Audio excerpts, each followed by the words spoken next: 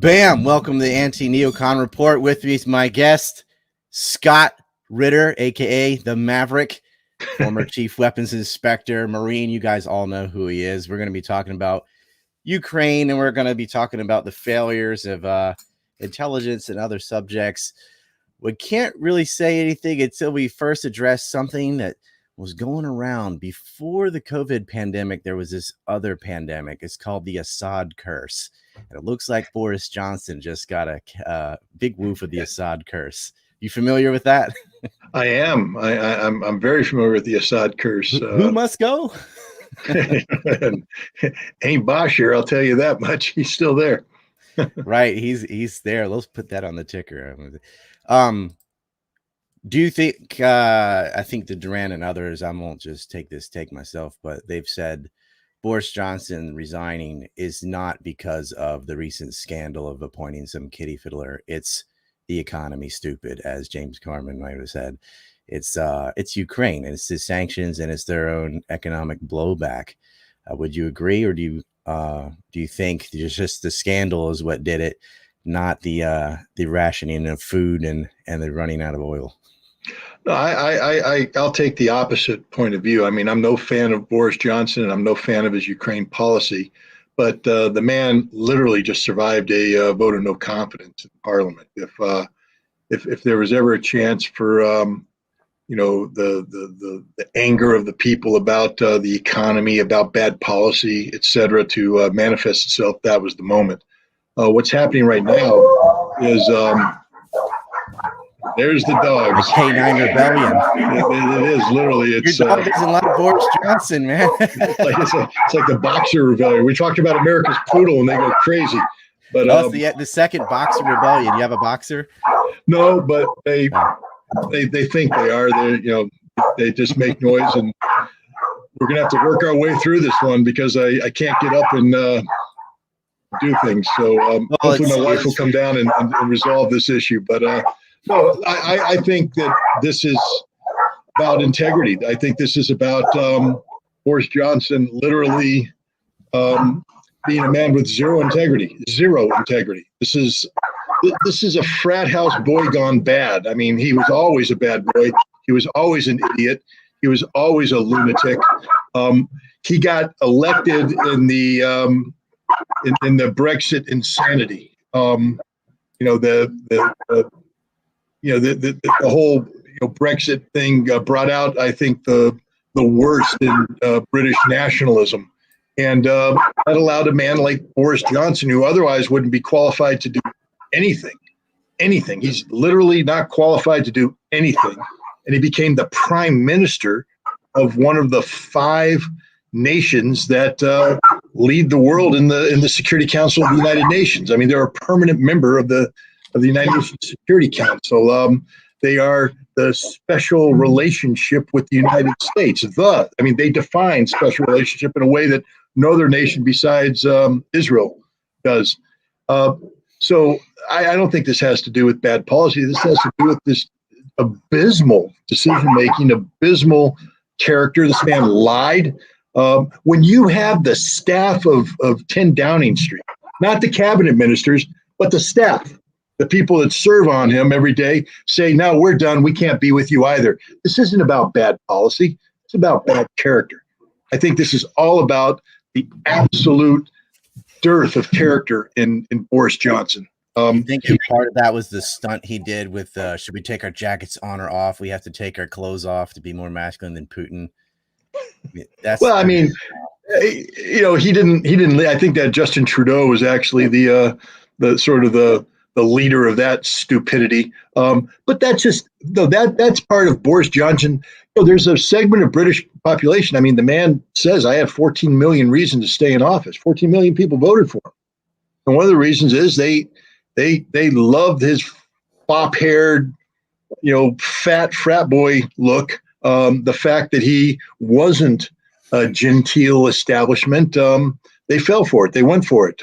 So they love that kind of stuff. I mean, they love him sitting there looking like an idiot, taking off his jacket, making stupid jokes.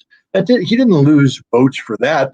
The people that hate that are the people who never would have supported him to begin with. He has a lot of support. But at the end of the day, You can't be a liar and be the prime minister. You can't be.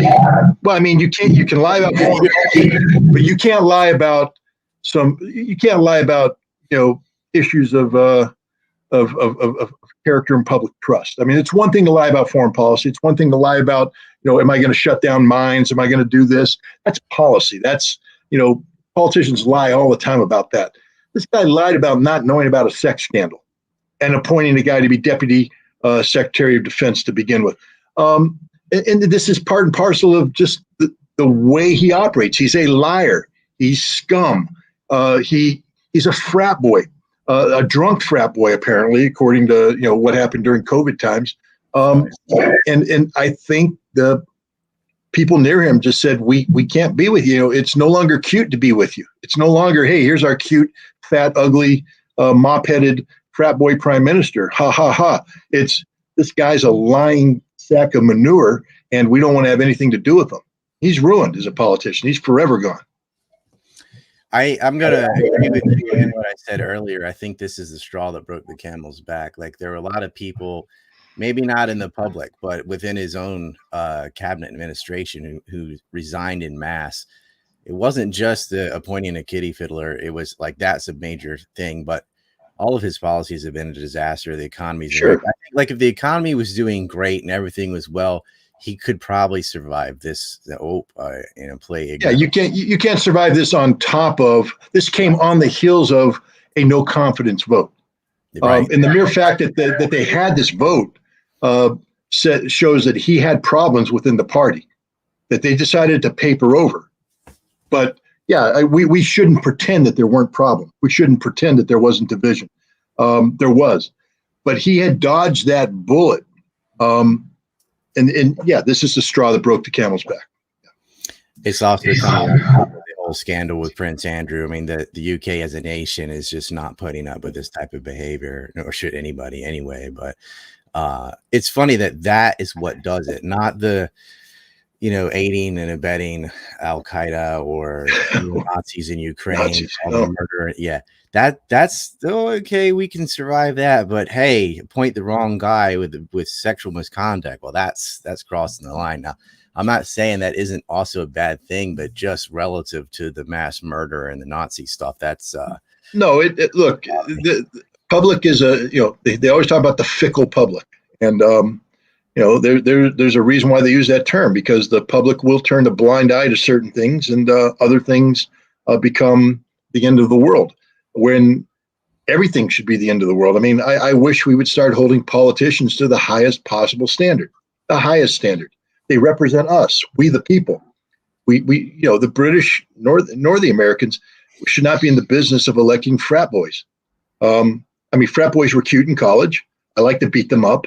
I didn't put up with their nonsense.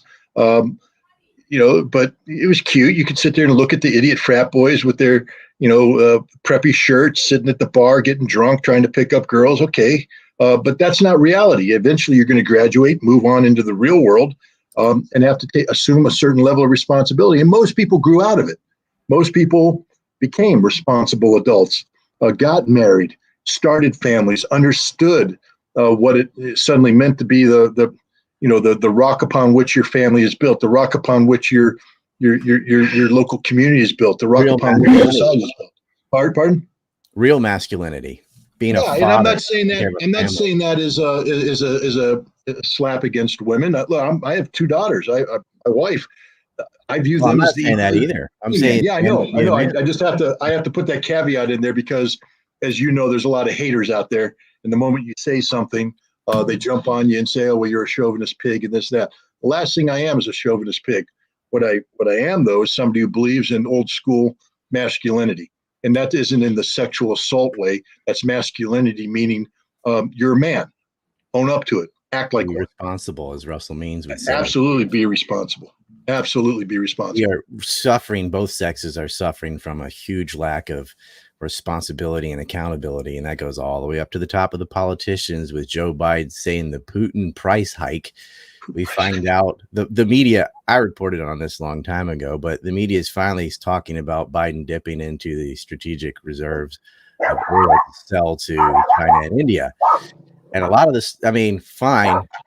It's actually cheaper than for our domestic suppliers to process that oil is what the excuse is. It's got too much sulfur in it or something they're saying. But why not be open about this from the beginning? China also dipped in their own reserves, and this started before the Ukraine war. This started in November 2021. Just recently, they're talking about it, I guess, because Tucker Carlson said something. But in the middle of shortages and price hikes, they're selling oil abroad for cash to the Chinese. If you're looking for consistency in American policy, you'll be on a forever journey. Again, it comes down to absolute lack of integrity. I mean, to encourage the Europeans to sanction Russian oil, to encourage that, and then we follow suit. While, understanding, I think you touched on it, our refineries are geared to a specific grade of crude. You can't just take any Saudi crude don't work in our refineries. That's right. Venezuelan crude used to work in our refineries till we sanctioned Venezuela. Then we went and started buying a special brand of Ural crude out of Russia. And I forget what the numbers were, 300,000 barrels a month or something like that, or I don't know. We were buying, it was a good number. But now we said, we're going to stop doing that, except we're not. But it's still coming because we don't have an alternative to it. And if you don't have that oil going into our refineries, the refineries would have to shut down for a significant period of time and retool at great expense to take in this other crude. That would bring on an energy crisis. So somewhere in the Atlantic, oil is being transferred from one ship to another. There's games being played. The bottom line is, wake up, America. We're still buying Russian oil. And so is Europe. Europe's just playing a game by having Russia sell it to India, and India reselling it to Europe at a steep price increase. So Europe, punish Russia. Europe's paying far more than they normally would, and Russia's raking in billions of dollars. This is stupidity in the extreme. These are politics. Because Russia can sell less oil at a higher price. So they're getting the same amount of money as before, but not running out of resources as quickly. Well, they're even getting more money. I forget, someone was talking about, $100 billion surplus. My goodness, we were supposed to crash the Russian economy. It was supposed to be in, depression territory. People were supposed to be in the streets because there's no food, there's no oil, there's no heating, there's no nothing. Russian people are doing okay. Oh, I thought you were talking about Germany for a second. Germany, no, that was Germany's not doing okay in the summer.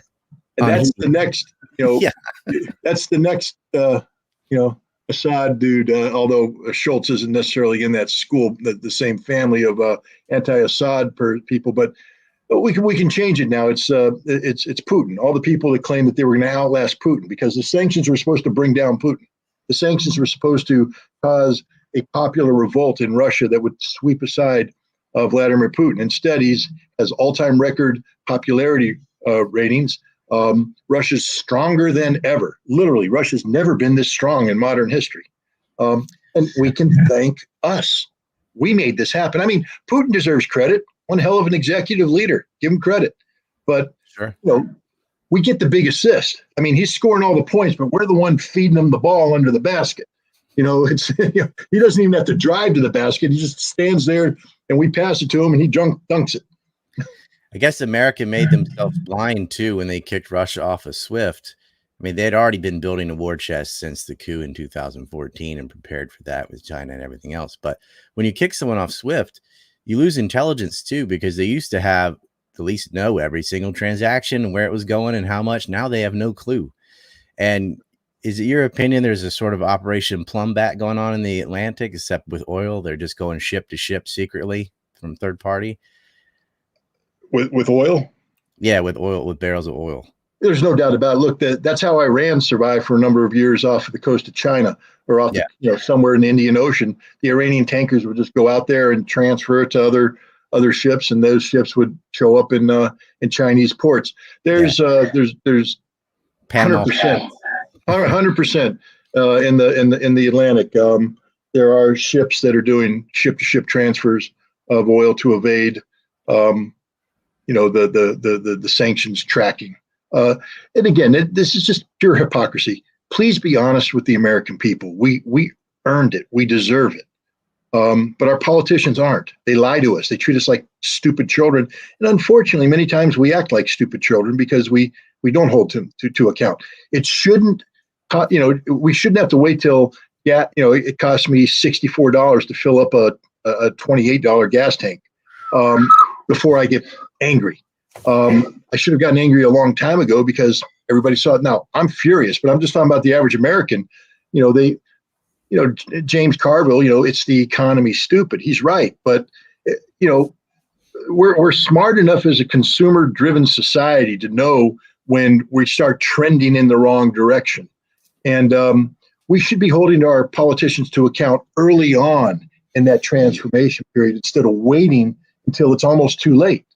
I mean, now we're angry. Now the Democrats are going to pay a price come the midterms. Now Biden's going to become literally a sitting duck, a president with lame duck. Yeah. He's kind of is a sitting duck too, though. He's a sitting duck. Yeah. Well, he's going to be, he already is a lame duck. Nothing's going on, but it's going to be worse because it'll be Republican controlled House and Senate.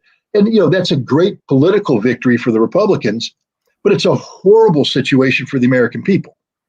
And now we're going to have even worse paralysis in Washington, D.C.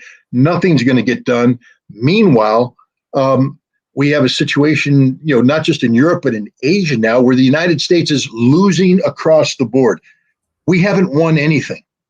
Nothing. There's not a single victory out there for the United States. Biden can't, say, I've accomplished X. He's accomplished nothing. Every single objective he's laid out, he has failed in and failed horrifically. And he's going to fail more. Well, Raytheon's okay, I guess. Well, that's more though. You have Lloyd Austin that goes from the DoD to Raytheon and back to the DoD, and they all do that. I mean, James Mathis, it should be banned. I mean, I don't understand how you can get a 4th star and then be allowed to do that. There should be a law passed that if once, let's say you enter the flag officer rank, you put on that 1st star.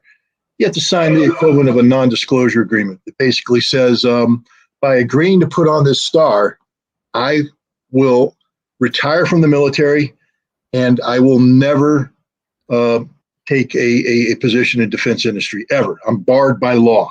I can go work for an academic institution. I can be on government advisory boards, but I can't work for a defense industry. If I want to work for again. Neither can my spouse. That's another workaround they have sometimes. Well, yeah. But the bottom line is, you want to wear that star, have the honor of wearing the star, then you have to pay the price. That star shouldn't be a wink and a nod boost to your post-retirement income, because that's what it's become. It's become an automatic supplemental income for these guys.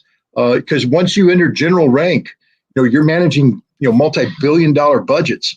You're the guy making the call. You're signing off on the paperwork on whether we're going to buy more F-35s, F-22s, howitzers, you name it, we're there. Javelin missiles. And now you retire and you go straight into the industry you just helped enrich as a general. And now you're going to be the retired general helping the other general come along in the little game. Let me show you how it's done, son. You do this, you do that, you do this. And then when you retire, you can become me. No. A lot of Greed Martin was the seed money for the Weekly Standard for PNAG, which helped us create the second Gulf War. It really is, but I wonder if these people at Raytheon, General Dynamics, and so on, do they understand the giant? Because Ukraine's losing the war. They're losing men. They're done. They've run out of soldiers. So I don't care what money or guns go. They don't have anybody there. I don't mean to laugh, by the way. I apologize for that because we're talking about a lot of dead people. Funny. Laughter is a psychological defense of the absurdity absolutely. Of the whole situation. How tragically stupid this is. I mean, you have to laugh because otherwise you'd break down in tears. I'm fighting not to right now. I don't want to brush over the loss of life in Ukraine. I think it's stupid. I think the whole thing was dumb, but it was foreseeable. You've gone over that ad nauseum, so I'm not going to ask you to do that. But they're losing the war. So what happens when you flood a country with weapons and there's no hope of winning? What happens to those weapons? They go on the black market. Now, if Al Qaeda or somebody like that, Al Nusra Front or Al Sham, all these groups in Syria, what's going to happen when they get hold of a man pad or a javelin and they just go commercial plane coming off the runway from France or something? I mean, they don't know. If you keep flooding weapons in, even if they're 10 years old, some of them are going to work, that's going to create a black market. And these are going to end up everywhere and probably going to be used in terrorist attacks in Europe. Do they not see 2 days ahead? Well, the amazing thing is the military knows this. You know, we provided the Mujahideen in Afghanistan with significant quantities of Stinger missiles. Right. And then when the war ended, and then the Soviets left, the United States, the CIA, and various special operations units in the military began an active buyback program to try and get these weapons back. But these weapons found their way everywhere. There's in Somalia, there's there was a vehicle that hit a mine, killed a couple guys, CIA guys, some JSOC guys, living legends in the special operations community. But they were there to buy these missiles from Somali tribesmen to keep them out. So when the Marines came ashore, they weren't going to be facing this weaponry. We've been in the business of buying back weapons that we helped proliferate for a long time. So this isn't something new. This isn't like we're going, oh dear, we've never expected this before. No, we've seen this in Syria, where we provided modern weaponry to the Free Syrian Army, only to find out that ISIS had it or Al Qaeda had it the next week. And now we have Ukraine, the single most corrupt nation in Europe. The economy is collapsing. I mean, it's so bad that the European Union just denied Ukraine a loan because they said, I think it was 1.5 billion euros. They said, nah, because we don't think you're going to be around to pay it back, and our banks can't take the hit. Weren't they 50 billion in debt before? Oh, they're it's even more than that. I mean, that when you do the calculations, it's going to. I bet you the number comes out closer to 100 billion, and then when you add in infrastructure damage, it's going to be over $1 trillion worth of damage done to Ukraine, and they don't have the money to get it back.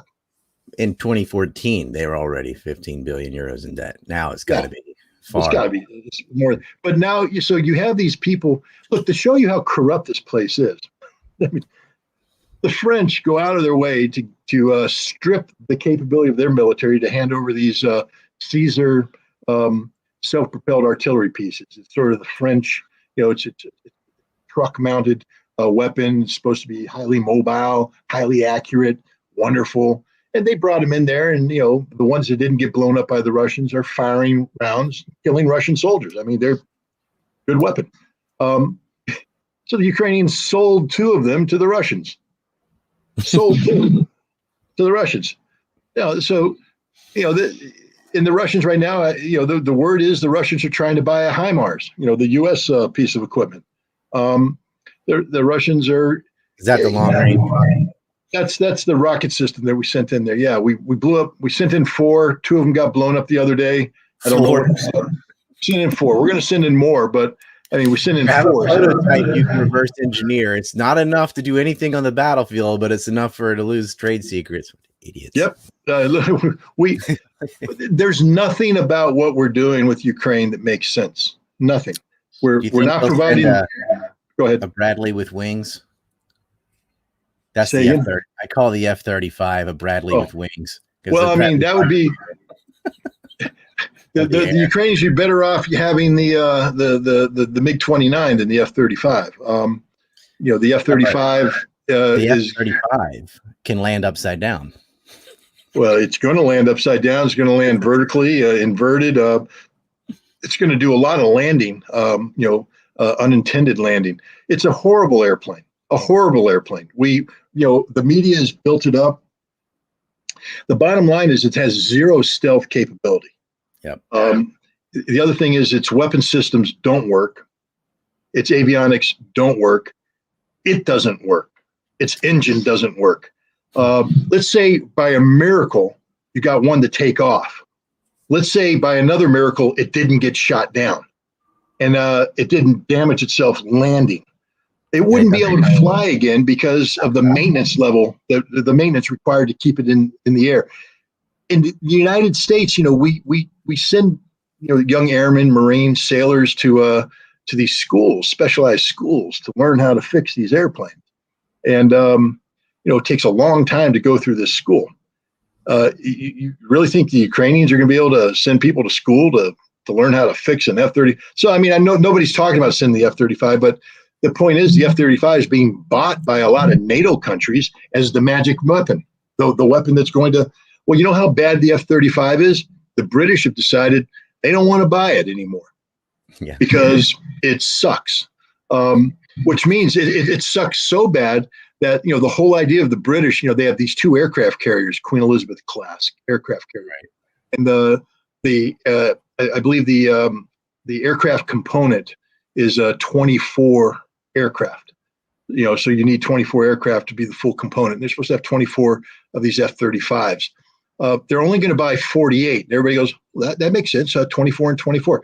Do you understand what training is? Do you understand what maintenance is? Do you understand that doesn't mean? It means that they might not even be able to get one carrier battle group off, but there will be one carrier that will not have any aircraft. So you spend all that money on an aircraft carrier, but the airplane that's supposed to go on it is so bad that you're not going to buy it. You'd rather mothball an aircraft carrier than buy the airplanes and make the aircraft carrier viable. And the naval version of the F-35 didn't even have a landing hook that matched what they needed for it to land. You could say the F-35 flies about as well as John McCain. Well, John McCain would have been the ideal pilot for an F-35. Also, the ground crew that was repairing it got sick from whatever goop they put in for the stuff that doesn't work. And they wouldn't even tell the medics what was in it because it was so super secret, right? Even though they could die from it. And people are passing out flying them because they have this like liquid oxygen mess that is pulled through the filter and all instead of just using liquid air. And so some of the pilots are passing out. It's had so many problems, $1.5 trillion, over, decades to build this thing. But, components of it are made all in the right different states and districts, right? Yep. So even Bernie Sanders voted for it. It's a Bradley with wings. And that is the problem with the U.S. military on a strategic level too, and Ukraine as well. They thought, oh, we'll have a nice time profiteering. We'll load them with all this obsolete gear, and then we'll back order to refill and justify another giant budget for the NDAA. And Ukraine seems to, it's so corrupt, as you said, that they are pulling PR stunts. Like, why did they sit in Severodonetsk and Lysychansk for so long when it was obvious they were getting encircled by anybody with a computer? And it appears, and I'm going to agree with this, there was a withdrawal, not by the commanders, but the soldiers just said, enough, we're losing 800 a day or whatever it was. And they just ran, and their commanders had to go running after them. They abandoned the, undefendable position on two sides of the river. So many mistakes. I mean, they made more mistakes than McClellan and Grant combined, and they have to run. Now they got a new line that's going to get flanked, and they're going to get pushed back all the way to Slavyansk, and then they're going to get pushed back all the way to the river. They don't see, they didn't want to save lives or get, withdraw and get a better defensive position because it looked bad that, oh, Luhansk is now liberated. Putin can say, oh, I have this part of Donbass. So they just let them die, or tried to make even more of them die.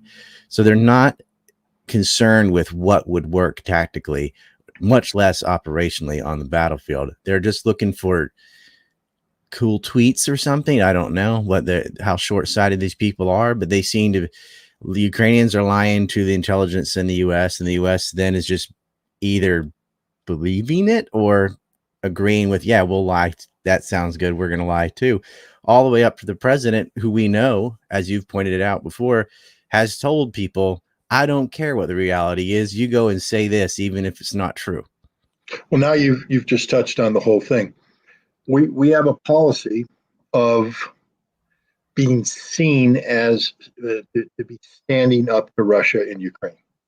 The perception that America and NATO is standing up to Russia. Now, we're not willing to stand up on our own 2 feet because the Russian bear might swat us down. So we have the Ukrainians standing up for us. But we must back the Ukrainians. And this creates a whole perception-driven reality. For instance, why did Zelensky override his chief of staff, his generals, and stay in Severodonetsk? Why? Because he needed to create the impression of a Ukrainian army that was capable of standing up and slowing down the Russian onslaught while he was begging for billions more dollars. Why do the United States and why does the U.S. intelligence community continue to propagate these just absolutely stupid stories? To give you an example, William Arkin, remember his name? Good old Bill. But he's now the intelligence editor for Newsweek, and he wrote an article back in June. It starts off with "Russia is losing the war." Okay, I mean anybody can say that. Everybody's saying that. But to back it up, now this is a man who calls himself one of the greatest military analysts ever. He apparently served 4 years as a junior enlisted man in Berlin in the 1970s and emerged as, according to him, the senior analyst on Soviet military affairs. Wow. I think there's a lot of majors, lieutenant colonels, and colonels that served in this organization called the Military Liaison Mission, who actually tracked the Soviet group of forces in Germany, who might take umbrage at a specialist claiming to be the senior analyst. But it doesn't matter. That's his story. He can tell it any way he wants. But one thing he said in this article is and if you read it, you read what he writes, there's no independent thought. He quotes. He has a habit of quoting anonymous Defense Intelligence Agency officials. And he quoted one who said, even though the Russians, and this is an amazing quote, I think people need to focus on this for a second. Even though the Russians have a 10-to-1 advantage in artillery, the Ukrainians are killing Russians at a 10-to-1 ratio because Ukrainians are that much better. Now, you can tell that whoever said that never served in the field artillery. They have no concept of what probability of hit and probability of kill is. What firepower ratios are, that when you bring 10 times the destructive power down on somebody who's firing back with 1/10 of destructive power, even if the 1/10 hits 100% of the time and the 10,000 only hits 50% of the time, the 10% you're going to lose every time. And the casualty ratio will never be inverse to the firepower ratio. This is stupidity. Literally, no military professional would ever make such a claim. But William Arkin, the premier military analyst working for Newsweek, quotes the Defense Intelligence Agency as saying this. And you know darn well that while Arkin may not be smart enough to know that what he's writing is garbage, the guys saying it in the Pentagon or in the DIA know it is. But their job isn't to tell the truth. They admitted it. NBC had that story where they said they said, we're releasing stuff, we're declassified intelligence and releasing it to, even though we know it's not true, because we want to create perceptions. So Arkin's just a stenographer for DIA lies, just like the rest of the journalistic community in America is. They don't do reporting. If they did reporting, this is the easiest story in the world to report on. The Russians are winning hands down. There's no other way to interpret this. And yet the journalists refused to say this because their job isn't to tell the truth. Their job is to serve as the compliant mouthpieces of, the powers that be, who are desperately trying to shape a public perception that Ukraine, while they may not be winning the war, at least have the potential of winning the war. Wake up. Ukraine will never win this war. They can't. There's no military math that you can put on the table right now that has Ukraine turning the table on the situation they find themselves in. This is Hitler in the bunker looking for Steiner. Where's Steiner? Where? You've seen Downfall, right? It's funny. It's the same analogy that Larry St. Johnson made is Hitler's in the bunker moving invisible armies. Invisible armies, man. They're just there. They're going to counterattack. It's going to be Scott beautiful. Steiner. I don't know if people are familiar with Scott Steiner as a mathematician, but that wrestling promo pretty much sums up Pentagon math of they can't understand what a tenth of hitting is and this and that. But yeah, it's hard for the press because they're told if you don't say what the state wants, we'll cut off access. So you won't get access to the White House. You won't get access to this and that. And they don't want to lose their access. And a lot of them are ideologically in line with it too. I mean, they're full of profiteers as well. On the upper levels, the editors decide what goes in and out of the paper. So it doesn't matter how many journalists you have. It bottlenecks, and the editors don't get to be in that position unless they have a certain type of ideology. Yep. Look, I'll give you a quick war story to show you that this isn't a new phenomenon. This has been going on forever. Back when I resigned from the UN in 1998, that fall, I was hired by NBC News to be an on-air analyst. So that's where I met Bill Arkin, because he was a MSNBC dude, and Bill and I did not agree on Iraq. His track record sort of shows that he was wrong, but that's just Bill.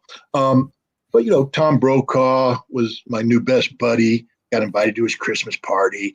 I met all the producers and the reporters and all this. And sometime in the early spring, we were there, and they had of course I can't remember her name, but they had a White House correspondent. Claire Shipman might have been her name, but I don't hold me to that because I'm probably wrong. But the Clinton White House would hold every Sunday. Sandy Berger, the National Security Advisor, would hold this off-the-record event where they would come in and they would quote him as an anonymous, as a senior anonymous White House official. It was Sandy Berger, and he would basically leak classified information to the press to drive the narrative for the week. And so I basically said, I raised my hand. I said, "You guys want to play a game?" They said, "Well, what game's that?" And I called Sandy Berger's a dirty, rotten liar. They said, "Well, how do we play that game?" And I said, "Easy. Let me give you some questions. Here's the question you ask. Berger's going to answer it one of two ways. If the answer is this way, here's your follow-on. If the answer is this way, is your follow-on. Within 3 questions, I will have Sandy Berger caught in a lie." And so they agreed to it. And this reporter asked the question. Got down to the 3rd question, and Berger cut her off. Berger said, in front of the White House press corps, said, "I know Scott Ritter's writing those questions for you. And if you continue to use Scott Ritter, you will be kicked out of this function. You won't be allowed back in." And when I heard that, I said, hooray, there's no way journalists would ever put up with this. Freedom of speech, man. You can't have the government dictating. You know what happened? I was fired the next week. Yay, America. No, this has been going on forever. If you are, the mainstream media is addicted to headlines. That's how journalists make their living. Headlines. Headlines are spoon-fed to them by the government. And as long as you're willing to repeat what the government tells you, you will get the headlines. You will get the high profile. You will become the famous, household name. But the moment you challenge the government, they cut you off of that baby spoon. You don't get spoon-fed the honey anymore, and you become a nobody. Nobody wants your byline. Nobody wants to hear your stuff anymore, because there's somebody else that stepped in who's willing to play the game, who is now getting the headline grabbing information from the government. And this isn't journalism. This is it's government controlled information. I mean, we condemn Nazi Germany for doing it. We condemn the Soviet Union for doing it. We do it better than they do. Because do you remember the Ministry of Truth that they tried, that almost did with that horrible Mary Poppins wannabe? And you can say the same thing for social media.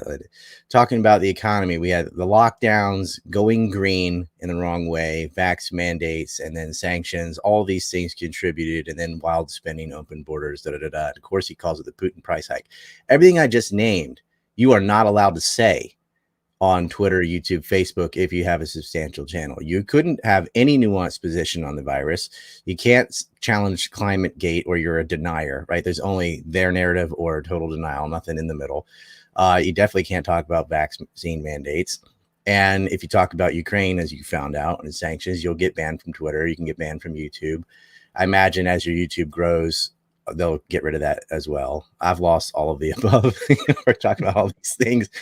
There are some that squeak through the cracks, but we're only talking about 5 or 6, right, channels that are giving accurate information on Ukraine. You can name them all. You can name all the individuals too. I mean, this is like you, Johnson, McGregor, da da da. Not many are left because it's not only will you not get the headline, you won't have a job at all. They'll kick you off PayPal. They'll kick you off Patreon. You won't have a payment processor. You won't have like I'm right now using Odyssey and Rumble and the alternatives because we're not allowed on anything else, right? And so it's not just, I won't get the best stories. You won't be allowed to do any stories afterward. We have a donation from the audience. By the way, since you're not taking money, we're just going to send this to veterans. Says, tell Scott I'm sorry I convinced him to take that third beer, but if you've got another Slick Willie story, please share. I know who you are. I will find you. I'll give you his address unless he donates again. No. He wants to hear the Slick Willie story. Do you feel like talking about your other Clinton story? Or? Well, I mean, I basically have two Clinton stories. One deals with my time as a weapons inspector. I've written about it, but basically, it was in early 1998, and we were at a crisis with the Iraqis. They had kicked us out, and they weren't going to let us back in. Kofi Annan came in, negotiated a deal where inspectors would be allowed controlled access to sensitive sites, and I was to be the chief inspector who would test this out. But Madeleine Albright got really, really cold feet because she was like, he's too controversial. We can't allow this to happen, et cetera. And the U.S. had picked. I mean, the interesting thing about this is the U.S. had force-fed us a target called the Ministry of Defense Headquarters. That Tariq Aziz and the other Iraqis said, if you go there, this is war. It's just, if you come to the Ministry of Defense, we're going to war. And they said, well, we want the Ministry of Defense. And I remember going to a meeting at Bill Richardson, who was then the ambassador to the United Nations, his office in the U.S. mission. It was me, Richard Butler, the Australian executive chairman, Charles Dulfer, an American deputy, a CIA guy, Richardson, another senior American. And Butler had just come in from a meeting with Madeleine Albright. And he stands up on a whiteboard and he goes, okay, Ritter, here's the deal. You're going to go in on this day and you got to inspect the Ministry of Defense on this day because we got to have you pulled out by this day so they can begin bombing on this day. And I was like, wait a minute, we're UN inspectors. Why are we talking about bombing? Yeah. He said, no, that's the plan. I said, well, no, with all due respect, if I'm the chief inspector, my job's to inspect. Okay, yeah. So all you have to do is tell me to go in, try to inspect, and if we don't inspect, then pull me out. That's all I want to know. I don't want to know anything else because that's not my job. They're like, no, we get it. Well, Albright heard that. She's like, no, pull him. We don't want him. But so I got to Bahrain and find out that I've been fired. My deputies, who were the 5 of the most senior people in UNSCOM, senior inspectors, senior biologists, chemists, best of the best, they revolted. They said, no, if Ritter's not leading this mission, the mission's over. So that got back to the CIA guy, Larry Sanchez, who's now, he has to find Bill Richardson, who has to tell Bill Clinton that Ritter's got to be the guy. Meanwhile, Albright's trying to get the Clinton to say Ritter can't be the guy. So Clinton's right now downtown New York. It's Time Man of the Year event. So Clinton's in there shaking hands and everything. Albright's trying to get to him. Sanchez gets to Richardson. Richardson now is racing Albright to get to Clinton. They come up, and sure enough, boom, says, "Hey, Mr. President, how you doing, Bill?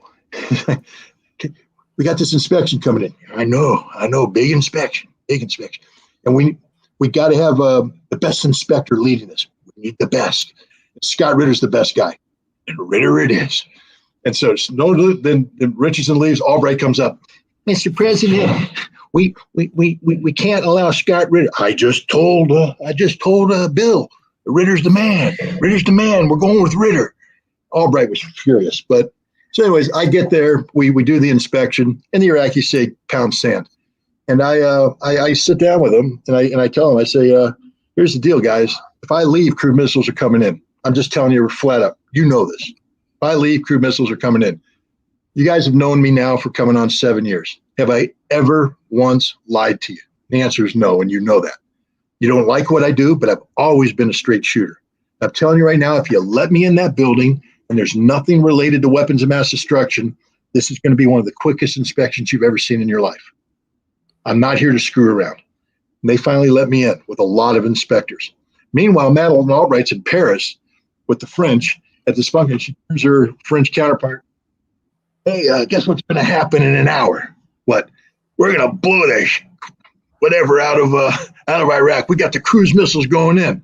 "What do you mean? There's a UN inspection. The fix is in. We got our man on the ground. He's going to make it happen." Well, then she gets the phone call, and instead of cruise missiles going in, it's no, Ritter gained access. The attack's off.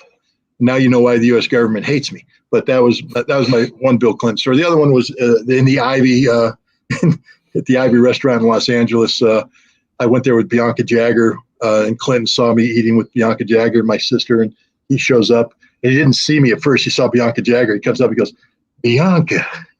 And then he looks over at me, he goes, "Ritter." Mr. President, he didn't like it. But that was part of Slick Willie. Wasn't it Madeleine Albright that was the origin of the story about Saddam trying to kill Bush Sr., assassinate W's daddy? It wasn't. I mean, no. That actually was concocted by Paul Wolfowitz and Richard Pearl and that crowd. The interesting thing on that one, again, a little bit of backstory there. The same guy that I negotiated entry to the Ministry of Defense, a guy named Amr Rashid, who was the Minister of Oil at the time.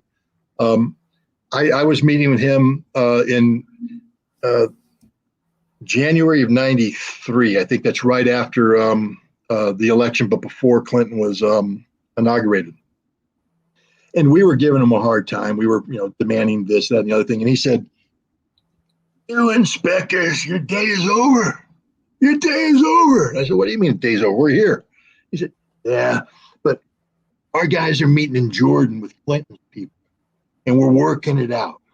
They're going to come in. We're going to get the Americans access to the oil fields. Sanctions are going to be lifted. We're going to be friends again, and your day is finished." Finished. And that was the truth. Clinton was actually working. He had his people in Jordan working with the Iraqis to cut a deal to end sanctions, to bring an end to this nonsense. Instead, George Herbert Walker Bush decides he's going to travel to Kuwait, and the Kuwaiti government, working with the U.S., concocts this assassination attempt. They say, "Oh, the Iraqis tried to kill the president." And the FBI came in and did this really quick study, gave it a thumbs up, and Clinton, instead of lifting sanctions, fired cruise missiles at the Iraqi intelligence headquarters, poisoning the water. They were never going to recover from that. Now, the interesting thing is they accused the Iraqi intelligence of doing this. And yet, when we occupied Iraq in 2003, we gained access to the Iraqi intelligence headquarters. We captured all of their documents, the totality of their library.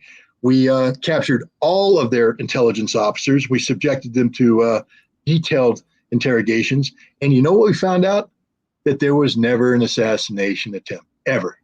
In fact, the Iraqis were stunned when they heard about it, and they launched their own investigations into what was there a rogue operation. They wanted to know, where did somebody go rogue? Who, and then they found out, no, this is purely the artificial construct of the Kuwaiti government and here's the important part, coordinated by people who were no longer in government.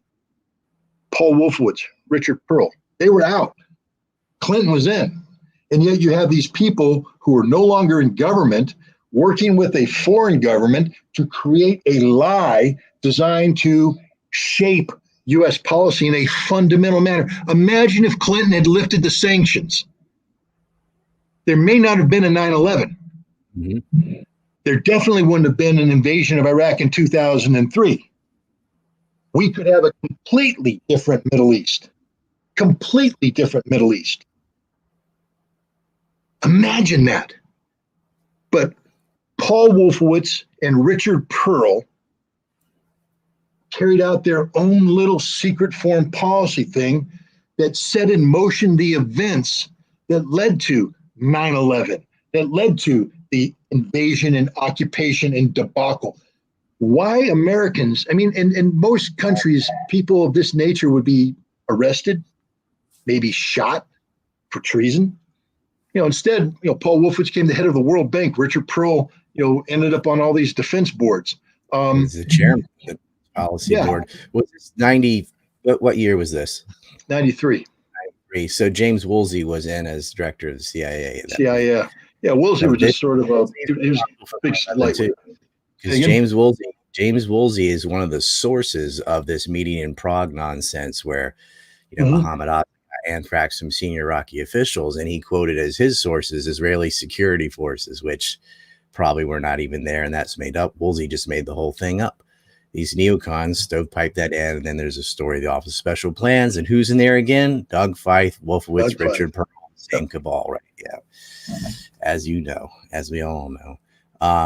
And then again, aside from that leading to the September 11th, just the sanctions themselves, you're talking about hundreds of thousands of people died, most of them children. Yep. Pointlessly. Well, we lived, when I first went to Iraq as a weapons inspector in December of 1991, Iraq was still living off of the fat of the wealth they stole from Kuwait.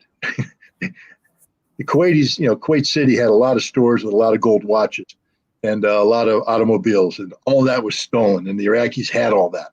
And so when the inspectors went in, you have the market. You could go to the market, and I mean, I'm as guilty of it as anybody. I'll be honest. I went there and I saw this watch that normally is like a $5,000 watch. It was being sold for $200. So I bought it for my wife as a Christmas present. And somebody, a UN person, came up and said, well, that's stolen Kuwaiti stuff. I was like, well, I didn't know that, but yeah, I guess it should have been obvious. So we get it back. No, I didn't. It was too late. By the time pardon? Could you get it? Could you figure out who it's stolen already? It's I mean, it's there. We have not. We didn't sell it. We didn't exploit it. And I stopped. I stopped going to the market because I felt really guilty about it. But the point is, there was enough fat that Iraq was able to still have a modicum. You could still go to, for instance, the buffets in the Sheraton or the Palestine Hotel and have food. Hotel, 5-star hotel buffets. But by 93, the city was dark. The stores were empty. The restaurants were shutting down early. And for the first time, you saw women and children in the parks, the women just sitting there with their kids. And, we'd go up and we'd hand out water and MREs. And then the Iraqi Secret Service would come in and take the MREs behind us. And we watched a family, a mother with, I think, 5 children. And gradually she had 4 children, then she had 3 children, then she had 2 children, then she disappeared. Now, I can't tell you absolutely certain what happened, but I mean, come on, use your imagination. And this was happening throughout Iraq. We'd inspect, facilities that were next to hospitals, and spontaneously, women would come pouring out of the hospitals in demonstration, condemning us for killing their children. Their children were in the hospitals now, suffering malnutrition and stuff like that. Man, we saw this. We saw this firsthand. We know what was going on there. And it was tough because as an inspector, we were blamed. It was our fault. You inspectors are the ones that are not allowing the Iraqis to get the sanctions lifted. I said, no, it's not my fault, man. I'm doing my job. But it was a tough situation. I mean, the suffering of the Iraqi people, the American people have no clue what happened during the decade of the 1990s, just like we don't have any clue what happened during our occupation. We pretend that it's American soldiers handing out candy and bubble gum. No, it wasn't. I feel like that's a bit how Yemen is right now. Yeah. There's children starving, and it's not on the news. MSNBC didn't talk about the Saudi attack on Yemen for a year and a half. They didn't have a single story on it. And that's just sort of happening now in the dark. And, Palestine, Ukraine, there's all these places where there's so much suffering, and there's no story, there's no coverage, there's no responsibility, no accountability. And all these things are very preventable. But maybe they'll have stories about starving German children this winter. We'll see. They didn't talk about that either after World War II. They're like, F them, they're Nazis. And there were lots of there were a lot of starving people of the old Axis powers who were civilians, had nothing to do with it, and they're still suffering. They didn't care about that either. I think you might even see that with not just in Germany, but that's the scariest thing to me. You're already seeing the effect of the sanctions on diesel and natural gas, which relates to fertilizer, because a lot of the chemicals in fertilizer come from natural gas. So all those affects agriculture. So right now, diesel's sort of hitting. I've talked to farmers in the Midwest. They're like, do you want to know how much it costs to fill up this tractor to plow the X amount of acres? Way too much. But you wait for maybe the US won't be as hurt by this, but in the world, the fertilizer shortage and the grain shortage, which is partly Ukraine's fault. You talked about mines earlier. They mine the waters outside of Odessa, and now they don't know where their own mines are, and they've drifted around, so they can't export grain. Even on like merchant ships, they're not allowed to. It's not that they're not blockaded. Russia's not blockading grain. They're just not allowing military ships, but they can't export that way because of their own water mining. And then they can't go through Belarus because of their own sanctions. And it's very difficult to go through Poland because the railways they're old Soviet lines. They don't go to Poland. So I don't know if they could truck them there or whatever, but there's going to be a shortage of grain for all those reasons. And there's going to be a shortage of fertilizer. And so come October, what are they going to do? I mean, we're going to have famines, especially in the global south. And I believe famines are going to hit Europe as well.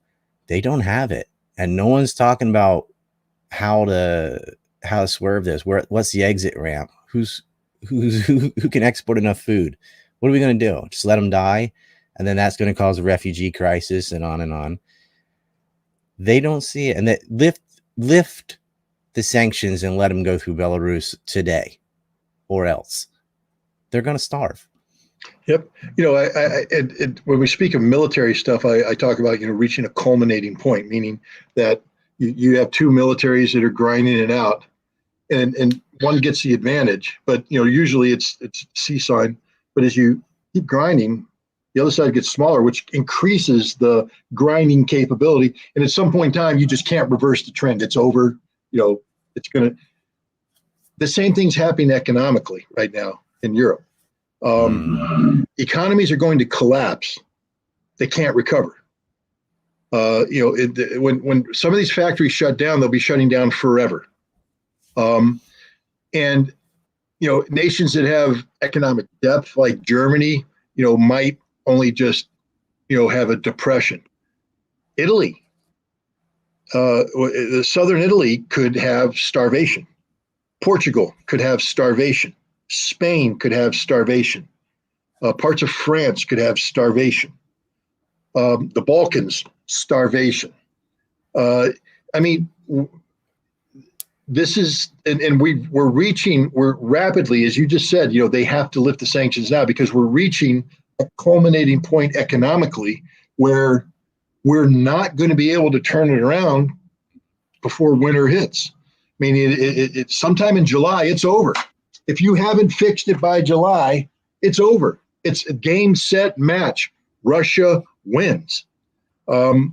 And this isn't, winning militarily. This is winning the whole shooting match. I've warned about this. What happens when every government in Europe collapses? I mean, Boris Johnson's just the tip of the iceberg.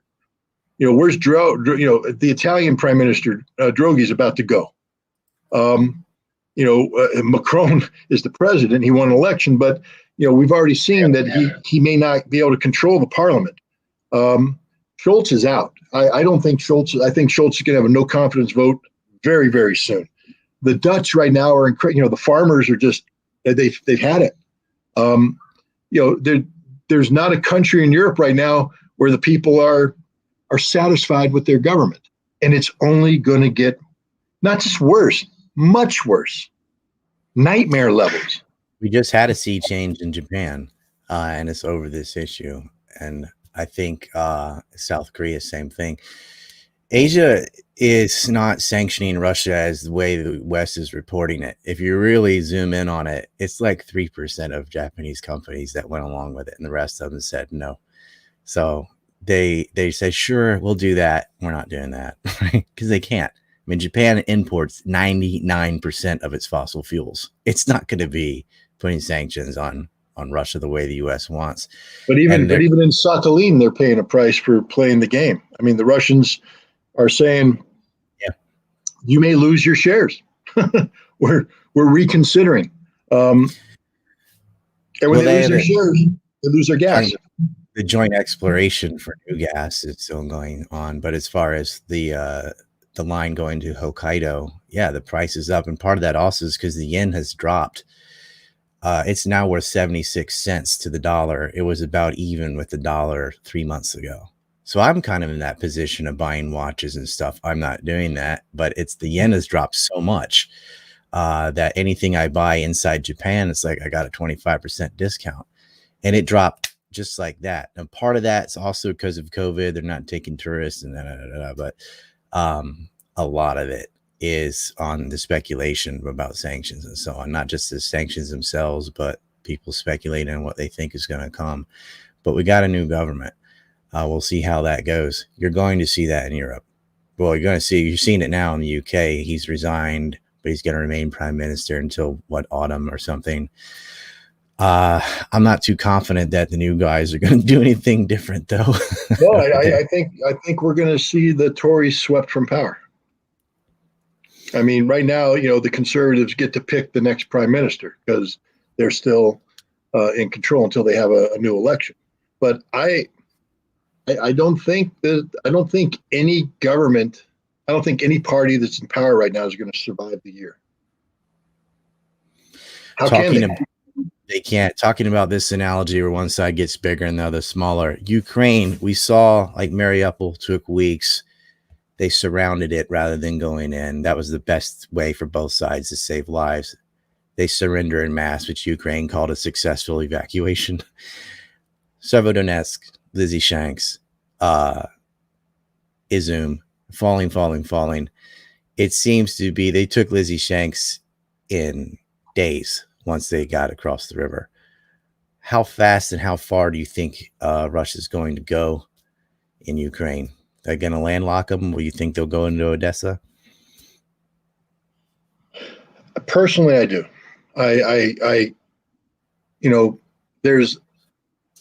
was interesting. I mean, Putin is a politician, so you have to take everything he says with a grain of salt, like any politician, except the fact that, unlike most politicians, when Putin says something, it tends to be an honest reflection of Russian policy. Yes, he tells the truth, unlike most politicians. He tells the truth. It's a strange thing. We have to somehow we have to interpret what he means when he says he's going to do something. Is he really going to do it? Yes. So he indicated that Russia hasn't even started in Ukraine. Hasn't even started. We're just getting started, and it ain't going to be over till every objective's met. And one of the things about Putin is that he's a guy who, early on said, "I am the president of all Russians, not all Russia, all Russians." Remember that there was a part 2 to that famous statement that The collapse of the Soviet Union is the greatest geopolitical disaster of the last century. Everyone, yeah, Soviet lover. No, he doesn't love the Soviet Union because there was part two. Because overnight, tens of millions of Russians became homeless, and I am the president of all Russians, and I will take care of these Russians. Odessa. They always omit that part of the speech. It's kind of like Ahmadinejad's wiped them off the map. Actually, from the pages of history, like the Soviet Union, they cut that part off and go, "Oh, you're trying to wipe Israel off the map." Blah blah. Yeah, blah. no, they that's what we do because we don't know how to deal with the truth. But Odessa, people shouldn't forget that's where the people that became Azov came down, held a riot, stuffed 150 Russians into a trade union building, set it on fire, killed nearly 50 of them. And then from there, they moved on, in addition to brutally oppressing the Russian, ethnic Russian and Russian-speaking population in Odessa. Then they moved on to the Donbass, and that's where they morphed into the Azov battalion, then Azov regiment in Mariupol, etc. But, the president of all Russians can't allow any area of Ukraine that has a significant Russian population to be controlled by the Ukrainian government, especially now that the Ukrainian government has committed to policies that ban the Russian language, ban Russian culture, ban Tolstoy, ban Dostoevsky, ban Russian cats. I mean, it's just ridiculous. They banned the Paralympics. Yeah, why? I mean, because we've reached the culminating point of stupidity in the world where, and the West isn't even talking about this. We have, the interesting thing about Ukraine is it's really one of the key homes of anti-Semitism in the world today. Mm-hmm. I mean, the Western Ukrainians are horrific anti-Semites, and their lineage takes them back to, of course, Stepan Bandera and the murder of hundreds of thousands of Jews by Bandera's followers. Hundreds of thousands of Poles and Russians, all subhumans, and yet we've papered that over. But if you listen to their language, the way they speak about the Russians, now just close your eyes and remove Russian and add Jew. It's the same thing. It's the same level of intolerance.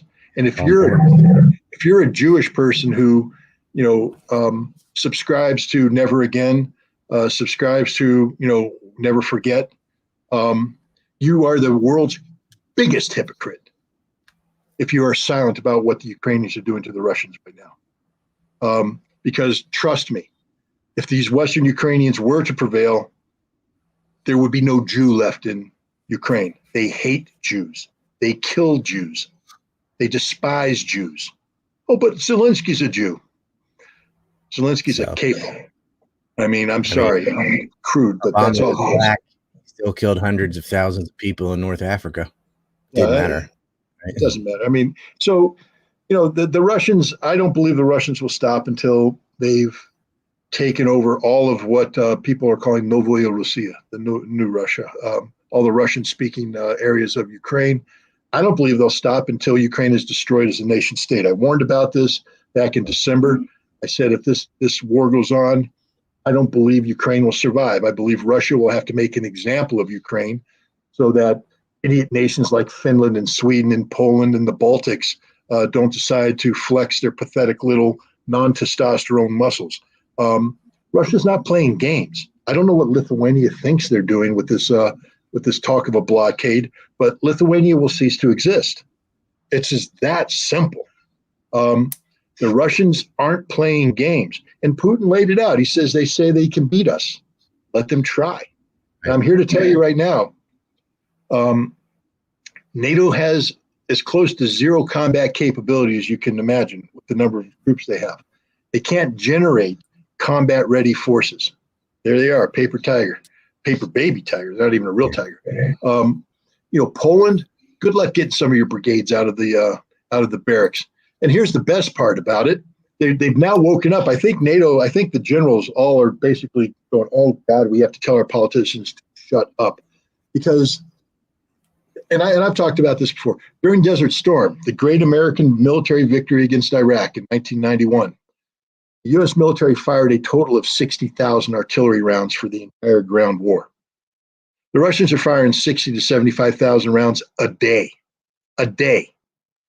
Right now, NATO doesn't have enough artillery to sustain the necessary rate of fire to be competitive on the battlefield for more than 10 days, 2 weeks at the max. Then they run out of ammunition.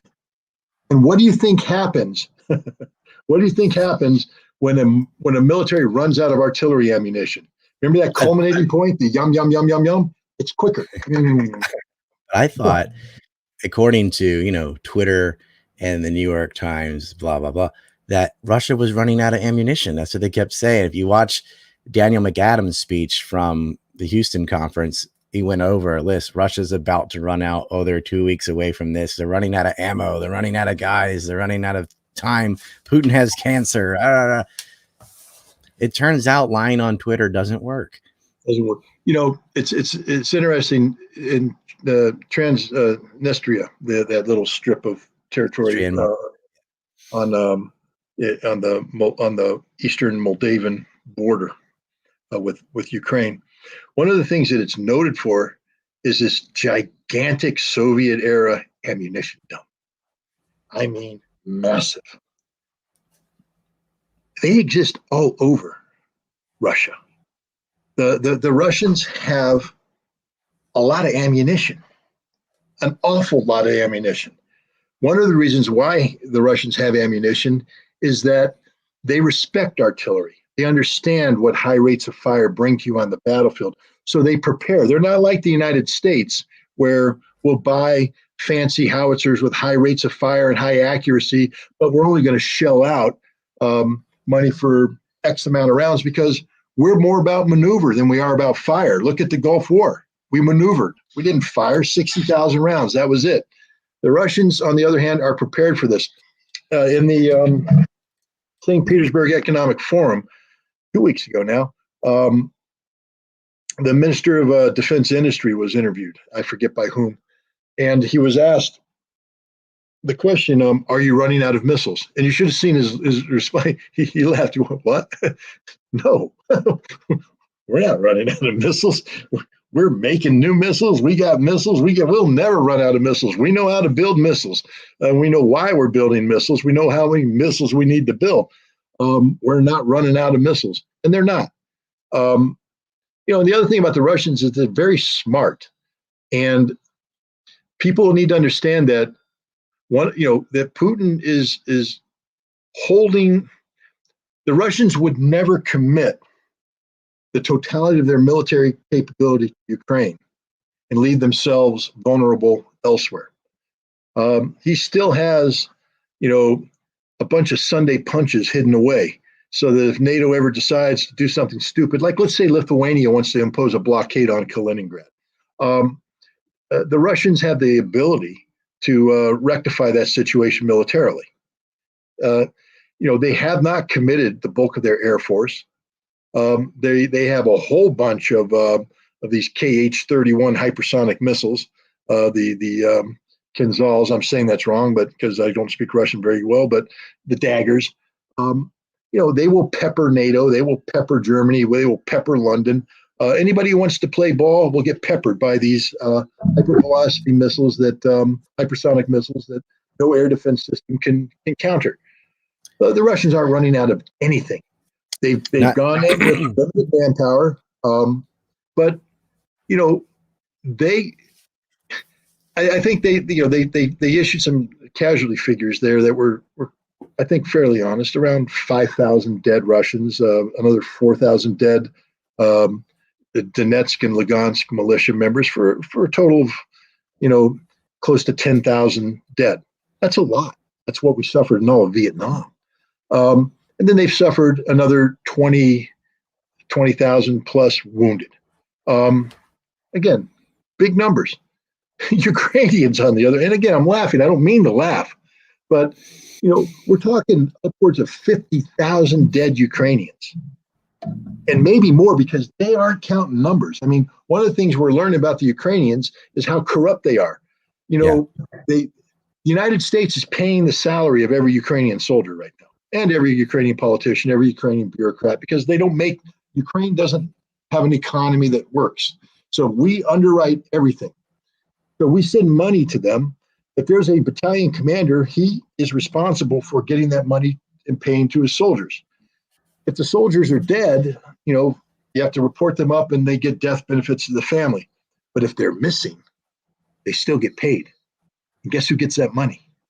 Battalion commander, the regimental commander, the brigade commander, the division commander. So they're not declaring a bunch of their dead. Right now, the Russians are going through Lugansk, and there's some horrific videos out there of bodies. They're just saying there's dead Ukrainians everywhere. It's on Telegram. Everywhere there's dead Ukrainians, and they can't even they haven't even begun to count them yet.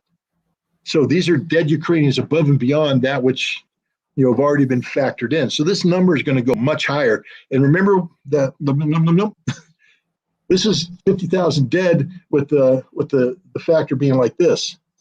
As that ball shrinks, the number of deads going through the roof. Before this is done, you could be talking 250,000 dead Ukrainians easily. Because war is hell. War is hell. Can you explain for the non-military people the differences between subsonic, supersonic, and hypersonic missiles? The U.S. does not have any hypersonic missiles, and they've failed a few tests. But explain why that matters with the speed and the difference in those type of missiles, because I don't know everybody in the audience understands that. Well, I mean, like a subsonic missile means it's flying below the speed of sound. Generally, they're going to fly lower to the ground. They're going to do some maneuvering, and that's what they're counting on for their survivability. They can get in under radar and things of that nature. The faster you go, the less maneuverable you are. So let's say you're firing a missile that is supersonic. That means it's going to fly above the speed of sound, maybe 2-3 times above the speed of sound. But now, as it's flying so fast, it can't be low and maneuvering. It's got to come up a little bit and use speed in. But most modern air defense systems are able to track that and intercept it, shoot it down. And you see this with a lot of the missiles that, for instance, the Russians are firing, or even the Ukrainians are firing. Not all of them are getting through. Some of them are getting shot down. What isn't being shot down are the hypersonics. This is stuff we're talking about at a minimum over 5 times the speed of sound, sometimes greater. They're coming in too fast for air defense radars to track, too fast for the interceptors to lock on and drop. They're invulnerable. They can't be shot down. And the only military that fields them right now in Europe is the Russian military. And they've proven it. I mean, they've fired a handful of them just to make the point that, hey, we got this toy. And as the Russians have said, we can take out any decision-making center in Europe that we want to, and there's nothing you can do to stop us. Nothing. There's no air defense system out there that can't stop them. Wasn't the first hypersonic missile actually hit far western Ukraine to prove a point? First, they took out a base, foreign fighters and ammo, but also they hit the very western part of Ukraine, saying, look, it doesn't matter where you are. These can get you. That's right. They fired a handful of them, and that's exactly right. They hit targets, I believe, deliberately. Look, they hit targets that could have been taken out using existing cruise with the calibers, et cetera. But they used these hypersonic Case-31s to make the political point that there's no hiding. We'll get whoever we want, anytime we want with these missiles. And you have to ask yourself again, why hasn't Russia been exclusively used these missiles? Well, because they're expensive. There is a limited quantity of them, and they're holding them back for the big game. Well, also because a lot of targets are mixed with civilians, so they have to go in with infantry instead. Right, but I'm talking about the strategic targets that they're hitting in Western Ukraine, Central Ukraine, et cetera, far away from the zone of combat. They did say we'll hit command and control if you keep targeting civilians. And they did warn that they could hit command and control centers you could use the TOS-1A, I guess, but whatever they're going to hit it with, they might hit command and control if the Ukrainians don't knock it off with shooting at civilian targets. Well, they did. They hit a target a week or two ago that ended up killing like 50 senior Ukrainian generals. Whoa. and I think the Russians were making the point that we can do this anytime we want. I mean, the fact is, we haven't done it because we recognize. I mean, look, the Russians have been playing overly kind game with the Ukrainians, meaning that they could kill a lot more than they are. The Russians are also putting their soldiers at greater risk by taking not a softer approach, but a more deliberate approach. They've allowed the Ukrainians to retain a modicum of command and control so that there could be a coordinated retreat if necessary. If the Russians wanted to, they could just shut down all comms and surround and slaughter these troops. That day is going to come. There's going to come a point where the Russians are just going to say, cry havoc, let loose the dogs of war. And when that happens, you're going to see a collapse of the Ukrainian military that's been unmatched since either the German retreat in the summer of 1944 on the Eastern Front, or the American retreat from the Yalu River when the Chinese came at us. It's going to be just pell-mell run to the, hey diddle diddle, run straight home, because all command and control will collapse. The Russians will come in, and it will be slaughter. The Russians have avoided that kind of slaughter. I mean, if the Ukrainians are dug in, the Russians will come in. But notice the Russians don't hit everything. They hit pinpoint spots to make the point, such as so that the Ukrainians to the left and the right can go, oh my God, that just happened. We need to leave. And they're allowing the Ukrainians to leave. There was a story of 90 Ukrainian paratroopers swimming a river, and the Russians had them dead to rights. They could have sat there and killed them all legitimately. They let them swim the river. They let them escape because they're not here to butcher the Ukrainians. They're here to defeat the Ukrainian army, but they're not here to butcher the Ukrainians. But that day will come, because the more the Ukrainians absorb this NATO weaponry and the more they fire into Russia, the more they kill Russian troops, the less patience Russia's going to have. And Putin said, the longer this war goes on, the more difficult it's going to be for the negotiation. I have a question about Finland. Putin doesn't seem to be bothered or worried about Finland and Sweden joining NATO, because NATO is a baby paper tiger. But you've brought up the point about the F-35A, which can carry a nuclear payload. I guess he's not worried about him going to NATO, but he's also not going to allow those planes to go to Finland, or it's just clap time on Finland. What would your assessment be now after Putin's speech, saying he just kind of shrugged off, fine, they want to join NATO, whatever? Well, I mean, I don't know the fine points of Russian-Finnish policy. I think Putin's making the point that, and it's a fair point, that Finland and Sweden have been practically NATO members for years.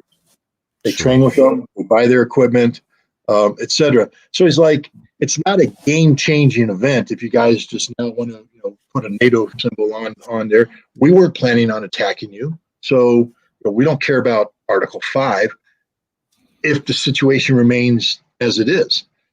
But if you allow NATO infrastructure on your soil, that's a game changer. That's where we draw the line, and we will have to take the appropriate action.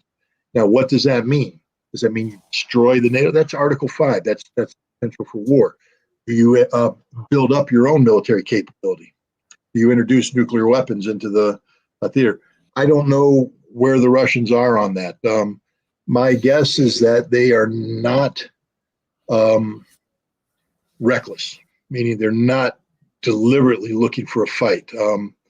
So I don't imagine that this would be an automatic trigger for war, but it brings us very close to the point. And again, I point to Ukraine, and I point to the example that's being set. And Finland needs to understand that if the Russian bear decides to swat it, it's not going to be a little love tap. They're going to take you off the face of the earth, not with nuclear weapons, with conventional weapons. They're going to destroy your pathetic little country. You will have nothing left, nothing. They will wipe you out, and they'll do the same to Sweden. And so I don't know what these nations think. They should all be praying and sacrificing goats and sheep to Erdogan for creating a situation that slow rolls their membership application. He Stoltenberg did his cute little trick where he brought all three together, memorandum of understanding. We all agree that terrorism's a bad thing, and we won't support Kurdish terrorism. And yes. Now we're going to sign the protocols of admission. And look, it's all going there. And Erdogan's going, that's all fine, but I need 76 heads on a platter delivered to Turkey before my parliament votes. Well, you're not getting them. Then my parliament's going to reject your membership. And they are. The Turkish parliament's not going to allow this to happen. Sweden, Finland will not be NATO members anytime soon. It's an impossible situation because by law, their hands are tied. I mean, even if the Finnish and Swedish politicians wanted to turn these people over, they can't, because this isn't a political question; it's a legal question. Some of these people are citizens of Sweden and Finland, so they can't be extradited. Others are political prisoners, people charged with political crimes. Under the European conventions, you can't extradite them either. You can't extradite a political criminal, and you can't extradite anybody that's going to be subject to repression. You know damn well what's going to happen to the Kurds when they arrive in Turkey. Okay, they're not going to be given wonderful treatment. They're going to be treated like terrorists, which means probably tortured, definitely abused in prison, probably executed. So there's no way that the Finland and Sweden or Europe could allow this extradition to occur ever. And as long as Turkey insists that this is a precondition to their supporting membership, Finland and Sweden will never be NATO members. And if I were a citizen of Sweden, I would hang up Erdogan's portrait and give a toast to him every night because he saved you. He saved you from the stupidity of your leaders who are about to commit national suicide in the name of NATO. I got another question. For Black being on the board of Burisma. Another spook. Sorry, my voice going out there. We've got Uncovered now, and I waited to verify these stories because when they first came out, okay, let's see if this is true. But there are dozens of biolabs in Ukraine that were doing gain-of-function research on a plethora of nasty pathogens and plans that Russia has uncovered. I'm not in the US, so I don't really see the media in there. Have they touched on this? Are Americans conscious of the fact that there are biolabs doing gain-of-function research in Ukraine led by the United States? No, this is written off as Russian propaganda. At some point in time, let's just assume, let's give Russia the benefit of the doubt right now, meaning that they haven't fabricated these documents. These are the genuine deal, that they've captured them and they've done a faithful analysis of the content of these documents. And I have every reason to believe that that is the case. This is the kind of scandal that congressional inquiries were designed to address. And the fact that Congress is silent on this is stunning. Is it? Well, the fact that the American people, well, it is to somebody who still believes in his country and his government and the way it should work. I mean, and I don't think it's funny. That's not why I'm laughing. I know why you're laughing, because it's sort of naive of me to say something like that. But well, it's like you're saying what ought to be rather than what is. Yeah, it ought to be talking. But in the name of Russophobia, no, the Congress will never investigate something that puts the United States in a bad light. I think everybody's busily trying to classify this stuff too. It's amazing. Again, it's hard to confirm aspects of the story, but when you have the Ukrainian government apparently issuing orders to purge information, to wipe it off, to eliminate it, and the United States is classifying it as it's being purged, making it difficult for American citizens to gain access to what was once unclassified information. Didn't Victoria Nuland screw up and sort of admit it when she was talking to I think she was talking to Congress or a hearing about the biolabs. I mean, sometimes these neocons just say it like, "Oh yeah, well, we did that." She talked about biological research, but first of all, I don't think Victoria Nuland was cognizant of everything that was going on. The way these programs work,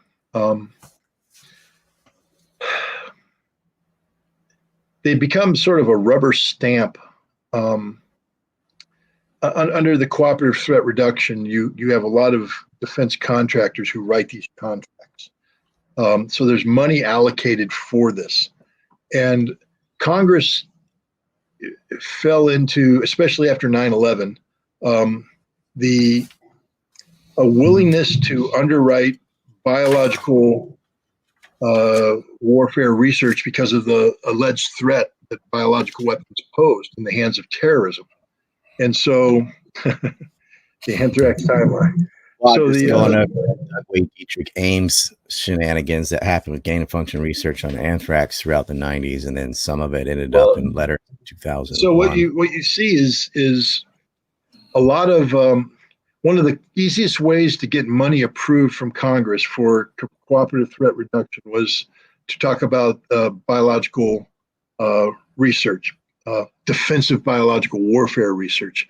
And there's a fine line, in fact, no line between defensive biological warfare research and offensive biological warfare research. It's the same thing.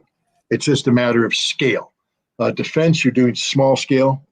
But once you learn how to make this stuff, once you've isolated the pathogens and you can reproduce them and weaponize them in small scale, it's not that hard to make the leap to the big stuff. So there's no difference between the two. The United States has always played games in this. We do that here. For instance, you talk about the anthrax. The anthrax that was used after 9/11 in the letters was produced at Dugway, Utah, as part of this defensive biological warfare training programs. How do you train people to operate in a live agent environment if you don't have live agent? How do you get the War Department? How do you get to make sure that the various filters can filter out, dry powdered anthrax, enhanced with silicon or whatever. So you have to test it. So they call it defensive. But again, we would never have allowed the Iraqis to have a defensive biological warfare program. We went in there and it was a joke. Charles Dulfer, who's an American and was the deputy who became the head, ran the CIA's program, wrote up afterwards. And, I was involved in the inspections. We'd go to the to Iraqi intelligence service places. They had labs, forensic labs that were there to investigate crimes. But the forensic lab had certain capabilities in terms of biological research that we said could be used in weapons programs, therefore could never be allowed. That means that every police department in America should be banned because they have a forensic investigation capability. Mobile weapons labs. They were hydrogen generation. But the thing is, we've been hypocrites about this forever. We pretend that we're allowed to do it because we're the good guys. You have to trust us. We're the good guys. The one thing we're learning about Ukraine is we're not the good guys. We're the bad guys.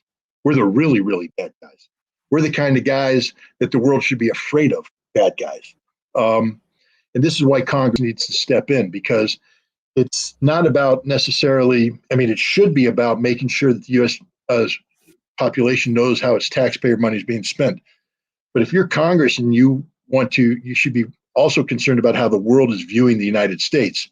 And if we don't solve this problem, there's going to be a day when America isn't the sole remaining superpower on the face of the earth. I think that day has already come. That's now. Yeah. Yeah. And at some point in time, you can have a soft landing and you can have a crash landing. And we're going to have a crash landing because the world's just going to step away from us and say, we don't want to have anything to do with you. We don't want to deal with your dollar. We don't want to deal with your values driven foreign policy, and we don't want to deal with you because you're the kind of scum that go around and engage in illegal, covert biological warfare when the rest of the world says it's not there. And you're leading the charge saying it's illegal, immoral. You went to war against Iraq over this kind of stuff. You accused Al Qaeda of ginning up this kind of stuff. And yet you're the ones doing it in Ukraine to target Russia? No, man. We're the bad guys. We're the really bad guys. Also, this is one narrative out there that the NIH through Echo Health funded gain of function research in Wuhan. And when Fauci was supposed to come before Rand Paul again, suddenly he got the Rona, and now he can't be grilled by the Senate. They seem to be closing in on that one years late after lockdowns and all of this. But it seems like a too big to fail situation. It's just, you're talking about that's just one incident of a global pandemic. It could be a lot worse with some of the things they're researching in Ukraine, and who knows how many biolabs are in other places, the Arctic and things. What they're doing is so dangerous that it could become irreversible. I mean, Corona's here to stay. There is no cure. The vaccines don't prevent you from getting it or spreading it. We just have to live with it now and hope we can get herd immunity, and that it'll get less and less deadly as the new variants come out and it becomes more contagious and less deadly. But we don't know what the next one could be. But you do have people in the WEF and also Biden himself saying, well, there's going to be another pandemic. How do you know that? What else have you been messing with? Because if you're doing gain of function research in China, that's the same as releasing a disease, because you know that they're not going to, it's China. They're not going to take the measures you're supposed to contain these things in their labs. The Wuhan lab had the same security level as like a veterinarian's hospital. It wasn't high level enough. They knew that was going to get out.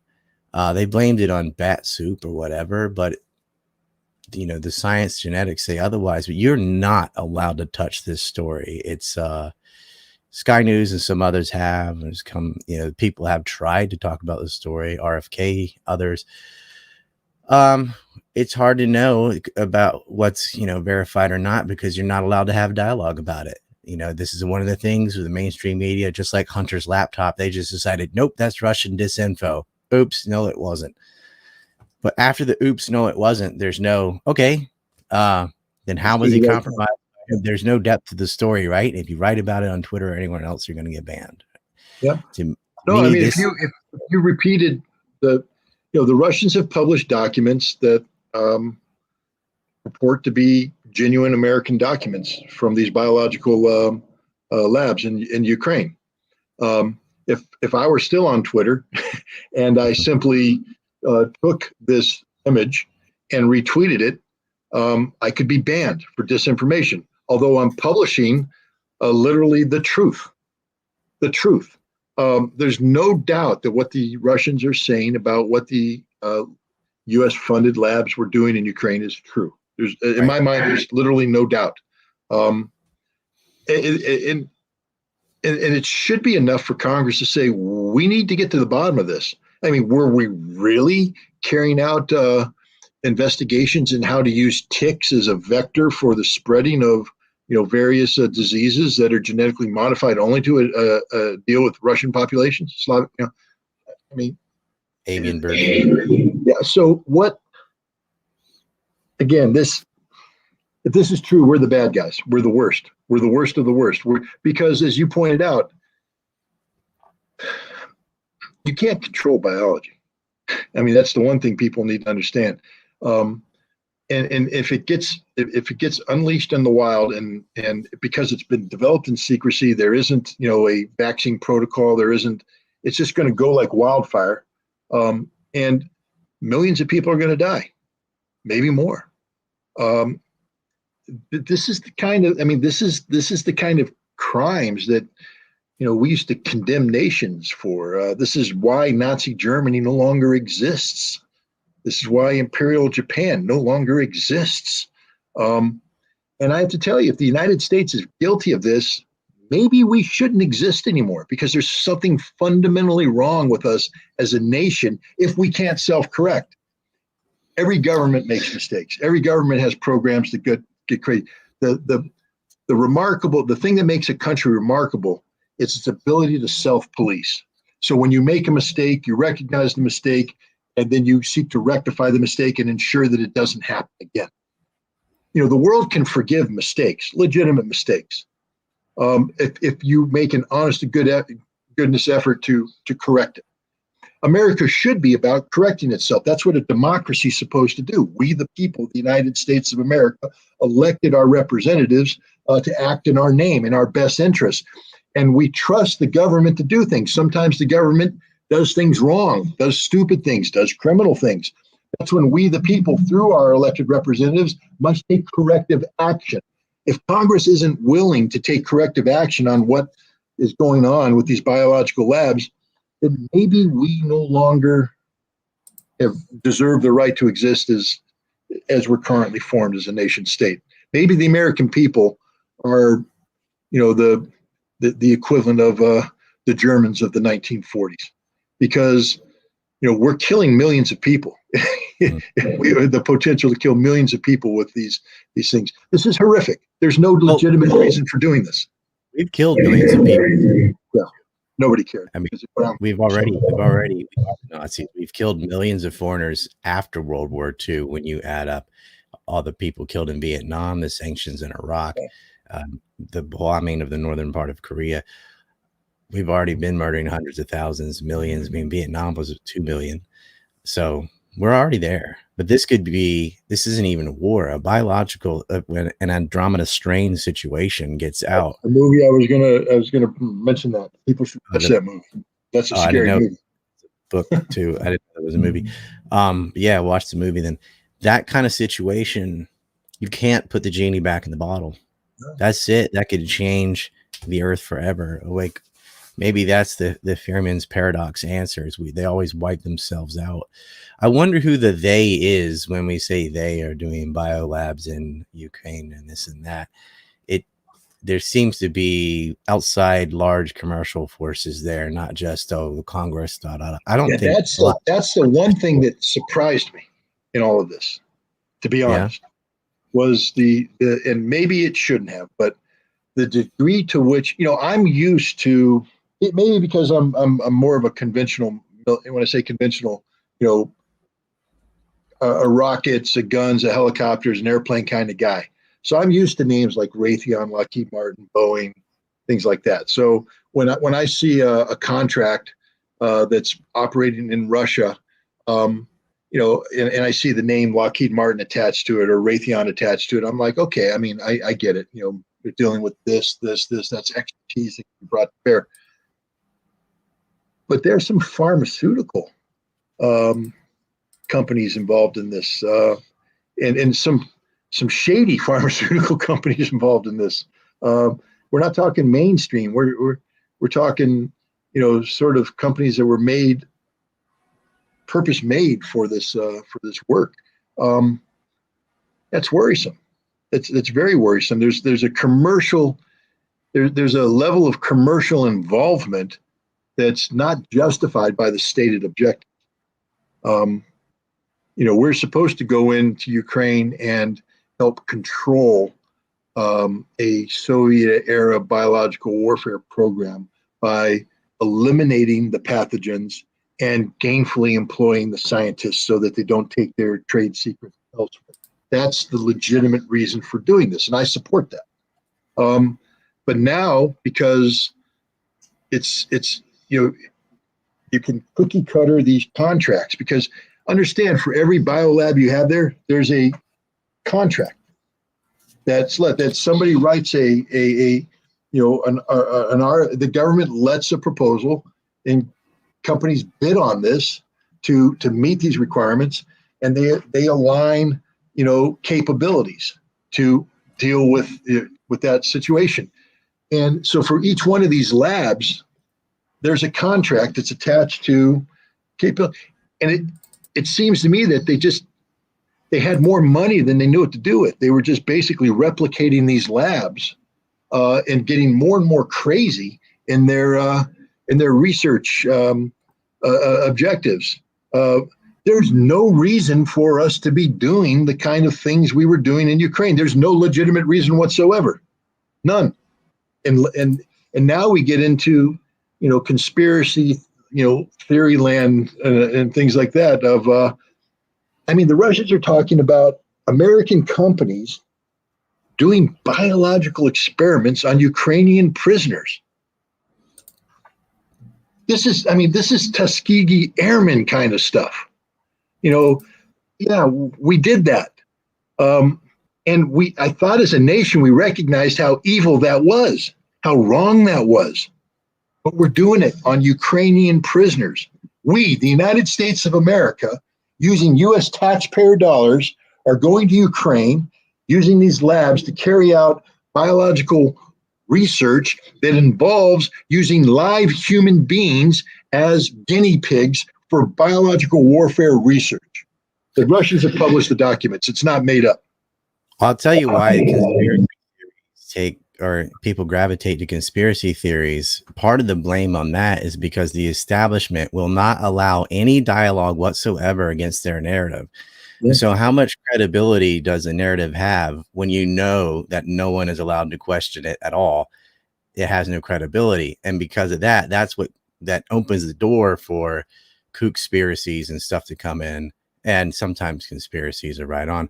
I have a 20-second commercial I'm going to play that I think you'll appreciate from our sponsor over at Lockheed Martin. Your sponsor. Proud producer and proprietor. Patriotic projectile party poppers. Got some uppity brown people making trouble for your empire? Replace them with a charred freighter and a cloud of white smoke. So remember, if your next geostrategic boondoggle's going awry, don't call us, we'll call you. Sorry, that's our Lockheed Martin sponsor. It went well with part of what you were saying. I have some big pharma ones too, but I don't know if I should push the envelope anymore.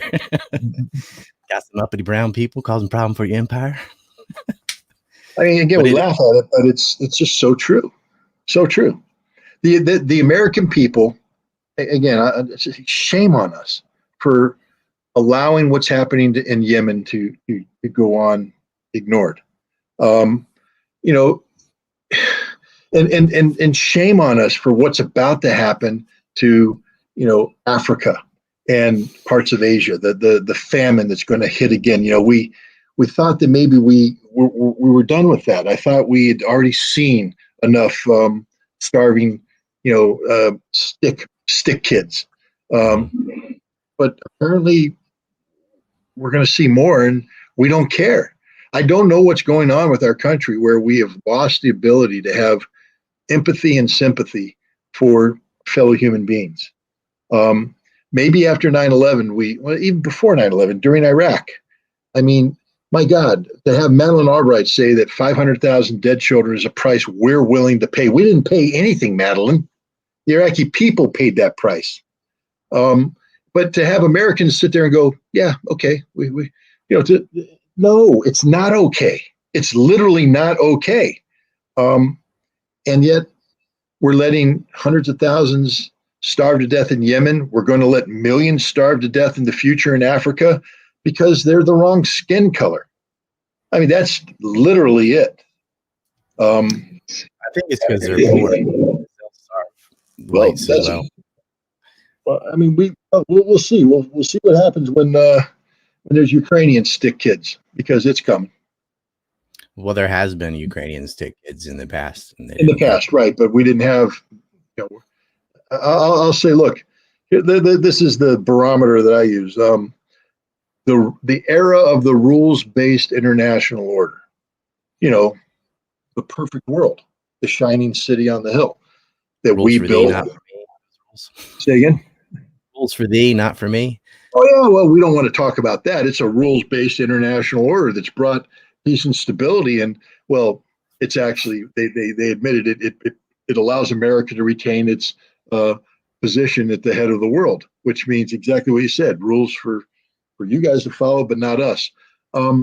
It's a racist policy, because unfortunately the way the economics in the world worked after World War II, we rallied around the Europeans. We Marshall Plan, rebuild Europe, et cetera. We didn't want to see white stick kids. We couldn't accept that. And yet we allowed horrible things to happen in the underdeveloped world, which is primarily people who don't have white skin. And then we went to war in Vietnam and butchered, as you said, 2 million of them because they didn't have white skin. We'll see. I think, go ahead. They rebuilt. There's Japan who are non-white. There were white stick kids from Reconstruction in the South after the Civil War. Right, but that wasn't the rules-based international order. I'm talking strictly post-1945. Yeah. It doesn't seem to matter, and it's weird because in this virtue signaling world, you think, oh, there's why aren't we so concerned about Yemen? Here's starving brown babies mostly. But there's no virtue signaling on that because I think the answer of why there isn't empathy and sympathy is not because Americans are amoral monsters. It's because they're completely clueless that it's going on because we have a completely dysfunctional media. The media hides all these atrocities, and then every single war starts with a lie. None of these, babies on incubators, WMDs, whatever, go through the list, Gulf of Tonkin, you can go backward or forward. Every single military conflict starts with a lie, and every single one of these lies is pushed by the mainstream media without any dissent. Well, I agree with that statement 100%, but I'm not cutting. I'm sorry, I'm not going to cut the American citizen that kind of slack. You want to know why? Because we got a brain. We got a brain. We're different. I mean, we're humans. All humans are the same, but in the United States, we have the ability to access any information we want if we want to. We're lazy. We allow ourselves to be held prisoner by mainstream media because it's the path of least resistance. It's the easiest thing for us to do. We come home from work, we turn on the TV, and there it is, spoon fed to us. It's intellectual sloth that's happening, which means that it's not just that we're lazy, but it means that we lack a moral compass. Because somebody who had a moral compass would recognize the insufficiency of the mainstream media and gravitate towards gaining access to real data to empower them with knowledge and information so that they could take appropriate action. We opt out by taking the path of least resistance. That makes us bad people. That makes us really bad people. That's why we have this trying to change these things. I don't know if people know that they don't know. Like something's got to be the catalyst to go, you're in the dark watching this mass media if you think all this stuff is true. Because I see people who are otherwise, I wouldn't call them idiots. And they have they went to school, they have a job and doing whatever. So they're not morons. And yet they believe every single thing said about Putin, Ukraine, and the last conflict and last, it's the next new thing. Get this, get that. Because they're not, I think you would agree with Mike Rivero, that propaganda is not designed to fool thinking people into thinking something false. It's designed to get non-thinking people an excuse not to think at all. Yeah, I agree. But unfortunately, in the United States, it seems to me that the majority of the people are non-thinking people. I mean, we know that there's thinking people. I mean, you can't go to, it's a problem speaking to forums like the Ron Paul Institute, because you want to be critical of non-thinking people, but you're in a room full of thinking people. The fact that they're there means that they've made a decision to think, that they've decided to take action, that they reject the sitting on their sofa, turning on the TV. They've made an important step to have a broader thing. So you're preaching to the choir. Mm-hmm. Now, sometimes that's not bad. I mean, the choir does need to be preached to every once in a while, or the choir stops being the choir. They dissipate. But, how do you get this message to the mainstream American public? That's one of the greatest challenges out there. I got yelled at today, not yelled at, hard to get yelled at on the internet, all caps or something. But I did a show last night, a Russian show.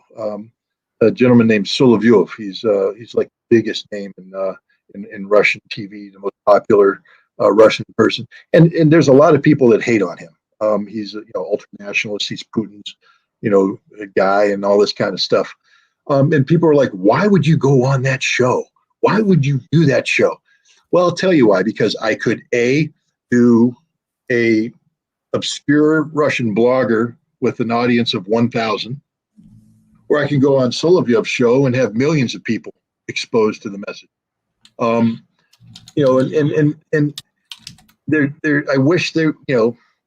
I wish people like Joe Rogan would get more plugged in. He has a tremendous following. But I think he needs to do a better job of having discussions of this nature about Ukraine, about biolabs, etc. Maybe he's done maybe he knows his marketing better than we do. Probably does. He's very successful, but maybe he understands the limitations of what he can do. But there's very few people that have the kind of reach of a Joe Rogan. Tucker Carlson has a good reach. But even then, you get on Tucker and you speak the truth, and you're immediately attacked from a million different directions. So it's hard. It's very hard to get the truth out there, and that makes it even harder for people who want access to the truth to get it. And unfortunately, then they fall victim to, because there's I think you're a very very well-meaning person, or else I wouldn't be talking with you. I think you're trying to do the right thing. You are doing the right thing. But darn well there's people out there who aren't doing the right thing, who are playing up controversy, exploiting misinformation to generate an audience, to generate, clicks and all that kind of stuff. And I think a lot of times the people that are searching for an alternative to the mainstream get caught up in that stuff. And then they go down that rabbit hole and you lose them. I think it's a psychological thing more than an intelligence thing, because you can get people who are otherwise professionals, like they have some academic prowess, they know how to do something, but psychologically it's the what will the neighbors think attitude. Like, well, I don't want to disagree with the herd, and so they don't think of any alternative. That's not the group, and they get suckered into this group thing. Dumb and smart people both get suckered into this. Yeah. What we're talking about, like with the Ron Paul Institute and like Grant Smith's thing, is people with agency. People with agency, which is very rare, do need to be intelligent, but they also say, look, it doesn't matter what TV says or what the lemming effect doesn't affect them, right? There's something in the psychology that's awry that gets people to become authoritarians and in groupthink, and I don't think it's uniquely American. I hope not. I wish it was, because that would be better. But I think everybody can fall prey to this. It's a human condition. It's not an American condition. Well, I wish we had a cure for that, because if more people had agency, this show wouldn't be necessary. I'm constantly saying things that I think are common sense, but they're not, because the guy on TV didn't say it. And we talk about Tucker. He's good for TV, like relative to other 3-letter network people. There's many things that he's not going to touch and can't. So he wanted to bomb Iran and all that, he's said some pretty silly things in the past as well, but he's one of the best we have. And he will have on people like Tulsi Gabbard or Glenn Greenwald, get people from the left, people from the right, like Douglas McGregor, but they get like 4 minutes to talk about a super complicated issue. So the whole format doesn't work. We used to have William F. Buckley and Thomas Sowell's Liberty Pen 1-hour discussions on just one little economic topic or something. That's gone. It's eroded to the point where the movie Idiocracy, we're almost at ouch my balls, because you get 4 minutes of, all right, explain this, and you get to talk for 30 seconds, and then I talk, and that isn't a way to convey news. And unfortunately, you're not allowed. 99% of us have already been banned from YouTube and all that, and Twitter and Facebook and all that. There are alternatives. So there's my cheap plug: Rumble, Odyssey, VK, Telegram, Substack. That's the new pillar. Just like MySpace gate collapsed and gave way to Facebook, you're seeing Facebook become VK, and you're seeing Twitter, unless Elon turns it around, that's becoming Telegram. Guys, watch these shows and support creators, producers, content makers on Odyssey, Rumble, VK, Telegram. Scott Ritter has a Telegram you can join as well, which I believe, did you form that before or after getting kicked off Twitter twice? After I formed it after getting kicked off Twitter the first time, and then it's my exclusive. I'm getting better at it. I'm figuring out how to make it work. It's a different platform than Twitter in terms of its just the way it operates. I'm not going to say master, that's the wrong term, but I had become very comfortable with Twitter. I'd become pretty good at putting out the 288 character, point. Pardon? Gab is like Twitter, and it's got a little bit, I think it's 300 characters. Some a little Oh bit dear, I could go crazy. Yeah. Scott Ritter, join Gab. I'll follow you. Everybody here will follow you right now. You can go nuts on there. And the thing is, I'll look at that. Yeah. People can take your Gab posts and tweet them themselves, or they can grab your Gab posts and stick it on Telegram. So it integrates like that. You should definitely be on there. I would 100% follow you. I'll have to talk to my daughter. She's the one who sets me up on all these things. So I will loan you a nerd to help upgrade all your computer stuff. I appreciate it. Your takes are great, and but there are some, we need to upgrade your computer skill. So I will give you a guy. If you go to the dictionary under Luddite, you'll see my photograph. So pretty good for Marine. No. Hey, it's it's an age gap too. You didn't grow up with them. No, I didn't. Right. I have a hard time with them, and I was born in the 70s. So I kind of did grow up with like Commodore 64 and stuff like that. But yeah, I'm not very good at it either. I've taken 2 hours of your time. I could talk to you all day. Love to have you on. I don't think this war is going away anytime soon, and definitely not the economic fallout. So we'll get your 2 cents again sometime. And maybe I'll see you at the next Ron Paul conference then. I look forward to it. Thank you very much for having me on. It was a great pleasure. Thank you.